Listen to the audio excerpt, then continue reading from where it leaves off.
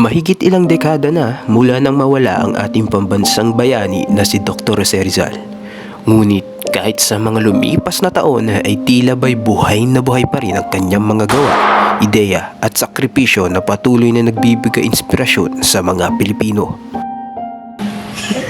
Wait, may reason na naman sa subject. Kailangan ko ba ito pag-aralan? Oo nga pre, ewan ko ba't kailangan ko pag-aralan yan, luma na yan. Kolehiyo na tayo. Ba't may ganyan pa? Mukhang may mga tanong kayo sa subject kay Rizal Bakit hindi niyo i-direct sa akin? Wala po ma'am. Nakapunta ka lang po kasi na hanggang sa pagtungtong po namin ng kolehiyo meron pa rin pong result na subject. Dahil yan sa tinatawag na Rizallo. Sinisigurado nito ang bawat mamayanan na mag-aaral alam ng naging sakripisyo o idea kung gaano kamahal ni Rizal ang ating bayan. Ang Rizal Law ay ang ipinatupad na batas noon. Ang layunin nito ay para malaman kung ano ang mga nangyayari noong panahon ng kolonyalismo. Ito ay sa pamamagitan ng pagbasa at pag-aral ng El Filibusterismo at Noli Me Tangere.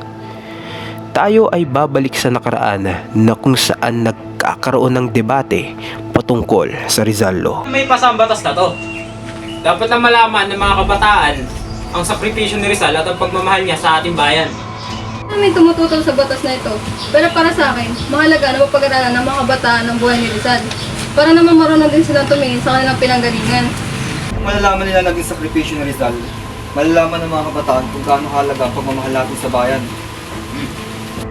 Sa kabila ng mga naging debate, ipinasa pa rin ng mga tagapagbatas ito upang malaman ng mga kabataan ang naging sakripisyo ni Rizal.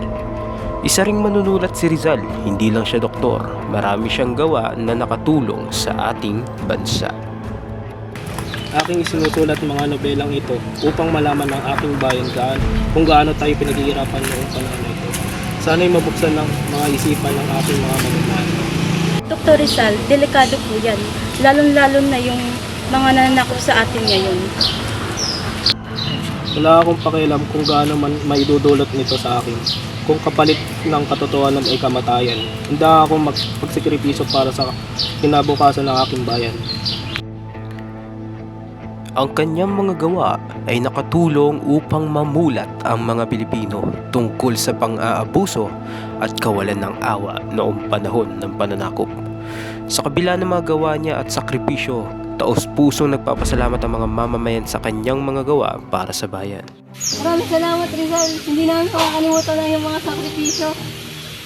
Patuloy kaming lalaban at tatayo para sa bansang ito at hindi namin gagawin pa ang nangyari noon. Mga gawa mo at takda tumutulong upang makamit namin ang minimihing kalayaan.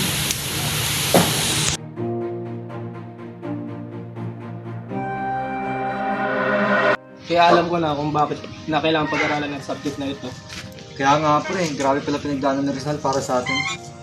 Tama, ito lamang ay patungkol sa alaala ni Rizal na dapat nating mahalin at ipaglaban ito.